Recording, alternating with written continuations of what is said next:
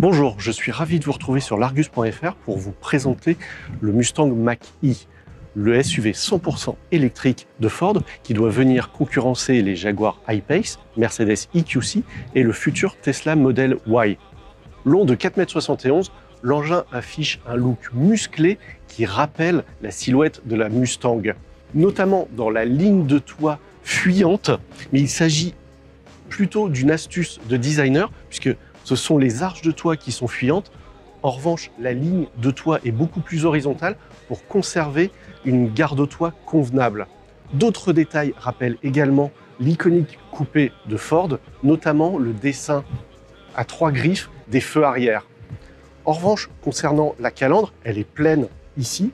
Elle sera toujours pleine, même sur la version GT, qui donnera une impression de nid d'abeille pour une ambiance plus sportive.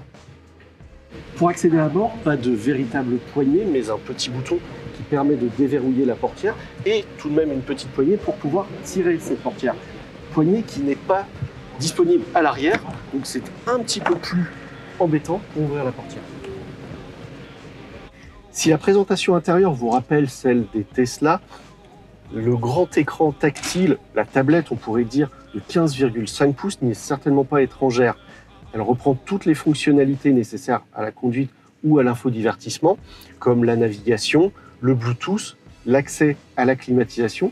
En revanche, Ford a consenti à conserver une véritable molette physique pour le réglage du son. Et d'ailleurs, à propos de son, l'innovation du Mach-E, c'est d'intégrer sur toute la largeur de la planche de bord une barre de son qui a été proposée par B&O. Face au conducteur, on retrouve une toute petite dalle numérique qui fait un petit peu surannée, mais qui donne les éléments nécessaires à la conduite. Côté finition, le Mach-E présente bien. En revanche, la majorité des matériaux utilisés sont durs, y compris au niveau des zones de contact. Concernant les rangements, ils sont nombreux, assez accessibles, et ça, c'est plutôt une bonne chose. À l'arrière, l'espace est très bon au niveau des jambes. Les caves à pied sont correctes. Ici, le siège conducteur est au plus bas. La garde au toit est excellente. Ici, en plus, avec le toit panoramique vitré. Les assises sont longues et viennent bien sous les cuisses. En revanche, elles sont un peu fermes et elle est encore plus ferme au niveau de la troisième place centrale qui, pour une fois, n'est pas entravée par un quelconque tunnel de transmission.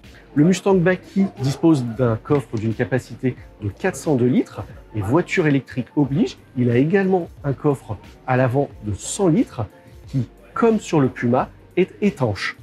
100% électrique donc, ce Mustang Mach-E est proposé en plusieurs puissances de 258 à 465 chevaux et en différentes autonomies pouvant aller, selon Ford, jusqu'à 600 km.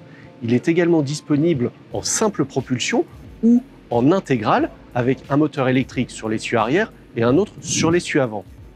Son tarif débute à partir de 48 990 € et si les commandes sont d'ores et déjà ouvertes, les livraisons ne pourront intervenir qu'à partir du mois de novembre pour la France.